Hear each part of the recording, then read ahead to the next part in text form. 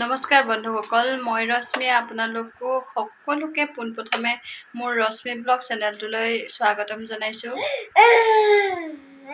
আশা কৰোঁ সকলোৱে মোৰ চেনেলটিক মৰম দিব। আজি ভাবিছোঁ দুপৰীয়া সাজটোত কচুথুৰিৰ লগত গাহৰি মাংস বনাম। গতিকে বলকচোন চাওঁ ৰেচিপিটো কেনেকৈ বনাওঁ। ৰাতিপুৱাৰ চাহকাপ ৰেডি হৈ গৈছে, তেনেহ'লে চাহকাপ মই খাই লওঁ। কচুথুৰি বনাবৰ বাবে এয়া যোগাৰ কৰি লৈছোঁ। এইফালে আছে কচু আৰু নৰসিংহ পাত, এইফালে পিঁয়াজ, আদা নহৰুৰ পেষ্ট, এইপিনে তেজপাত, এইফালে ইলাচি আছে। তাৰপিছত এয়া হৈছে গাহৰিৰ মাংসখিনি। এইফালে কেৰাহীটো পাতি লৈছোঁ। এতিয়া ইয়াত তেল দিম। আচলতে তেল বেছি দিব প্ৰয়োজন নাই, কাৰণ মাংসখিনি যিহেতু তেল আছে, গতিকে তাৰ পৰাই তেল ওলাব। এইফালে চাওক, আমাৰ তেলখিনি গৰম হৈ গৈছে।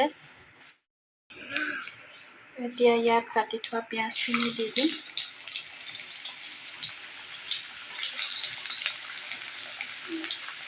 তেজপাতকেইটা দি দিছোঁ।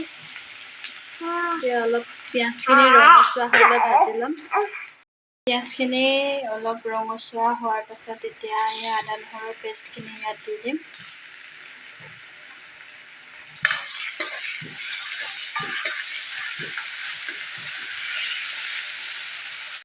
এতিয়া ইয়াত আধা চামুচমান জিৰা দিম। এতিয়া এচামুচ ৰং গুড়া দি এইখিনি ভালদৰে লৰাই ল'ম।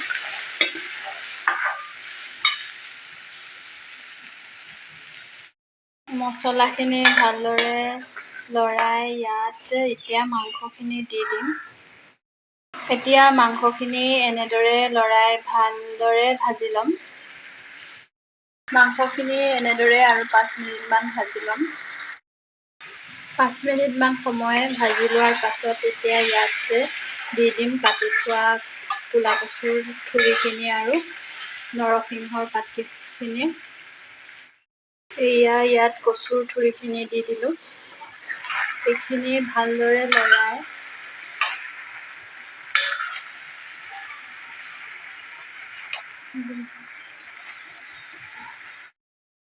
এতিয়া এই কচুখিনি দিয়াৰ পাছত ঢাকোন দি 10 মিনিটমানৰ কাৰণে থৈ দিম।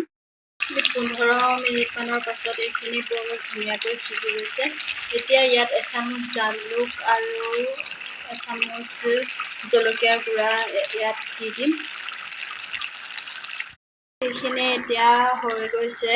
ইয়াত সোৱাদ অনুসৰি নিমখ দি আপোনালোকে ইয়াত নমাই থৈ দিব।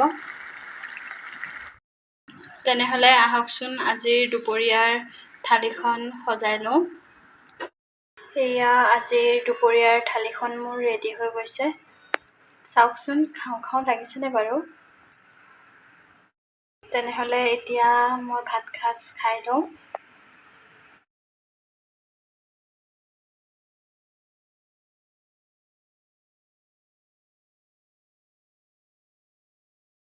মই দিয়া ৰেচিপিবোৰ আপোনালোকে ঘৰত ট্ৰাই কৰি চাবচোন। সঁচাই বৰ ধুনীয়া লাগে খাবলৈ। সঁচাকৈয়ে আজিৰ ভাত সাজ খাই বহুতেই ভাল লাগিল।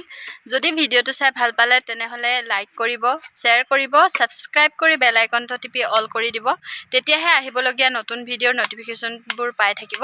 তেনেহ'লে আজিলৈ বাই বাই।